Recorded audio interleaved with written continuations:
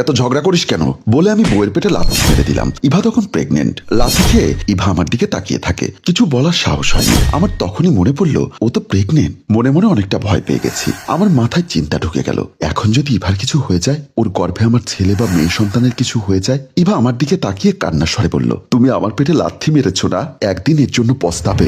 সোফায় বসে এসব ভাবছি।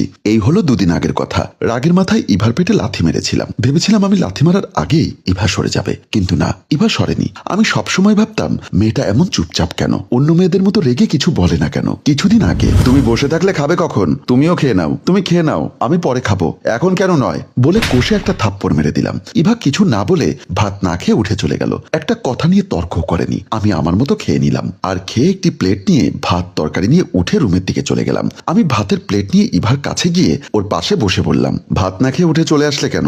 ইভা আমার কথার কোনো সারা শব্দ দিল না। আমি ওর পাশে মাথায় হাত বুলিয়ে বললাম, দেখো একটু একটু এমন হয়, তাই বলে যে ভাত খাবে না এটা কিন্তু আমার একদম পছন্দ না। সরি চড় মেরেছি তার জন্য।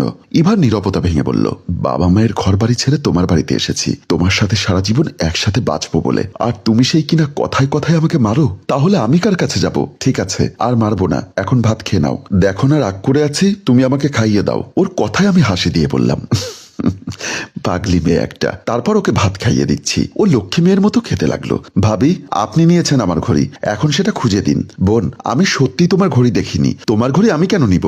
তোমার ভাইকে বলে আমি আর একটা ঘড়ি দিতে বলবো তোমাকে। প্লিজ তুমি আর ঝগড়া করো না। কি, আমি ঝগড়া করি বলে আচমকা রোশনি ইভার গালে চড় বসিয়ে দেয়। এমন সময় আমি গিয়ে দেখি ইভা গালে হাত দিয়ে দাঁড়িয়ে আছে আর চোখের পানি ছেড়ে দিয়ে বলল, তোমাকে আমি নিজের ছোট বোনের মতো করে দেখি, আর তুমি সামান্য ঘড়ির জন্য আমার গায়ে হাত তুলেছ বোন।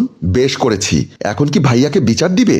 দাও, ভাইয়া তো তোমার সামনে। ইভা আমার মুখের পানে চেয়ে আছে আমি কি বলি তা দেখার জন্য। আমি প্রতিবাদ করিনি বলে ইভা কিছু না বলে চলে আসে। রোশনি মুখ ভেঙচি দিয়ে চলে যায়। ইভা বেলকনিতে দাঁড়িয়ে দাঁড়িয়ে কাঁদছে। আমি পাশে গিয়ে বললাম, ভাবছো